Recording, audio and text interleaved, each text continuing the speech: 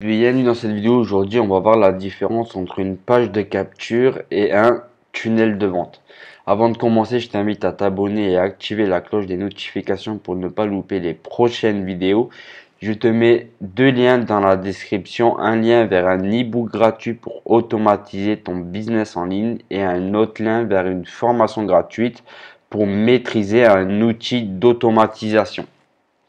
Alors, la différence entre une page de capture et une page de vente. Le but de la page de capture, c'est de capturer l'email de ton client en lui offrant quelque chose de gratuit, que ce soit une formation, un e-book, une masterclass, un webinaire, etc. Une page de capture doit être simplifiée au possible. D'accord? Je vais te montrer l'exemple d'une page de capture que j'ai créée. Et comme tu vois, elle est vraiment simple. C'est un titre, un petit texte pour dire de s'inscrire et de laisser son email, un email, éventuellement un prénom si tu veux le faire, et un bouton de redirection. Sur la page de remerciement, on va remercier notre client d'abord, mais tu as trois choix. Le premier choix, c'est sur la page de remerciement, tu ne proposes rien du tout. Merci, au revoir. Le deuxième choix, c'est de proposer un petit produit entre 7 et 47 euros pour déjà qualifier ton client acheteur. D'accord? Tu peux mettre un petit texte avec un petit bouton de redirection vers ton tunnel ou de l'affiliation et de collecter des ventes. Sur la page de capture, on va mettre une règle d'automatisation et même plusieurs règles d'automatisation. On va déjà l'abonner à une campagne email pour justement que des emails s'envoient en automatique pour apporter de la valeur et des ventes. On va l'abonner à un tag, mais aussi on peut lui offrir automatiquement une formation en ligne. Une fois ces règles d'automatisation mises en place, tu as juste à partager ta page de capture à tes clients.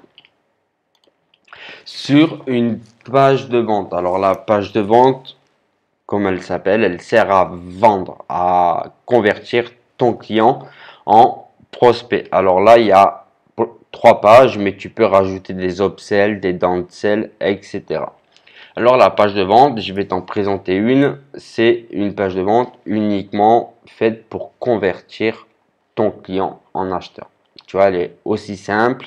C'est du texte, des images, un bouton pour rejoindre le programme, etc.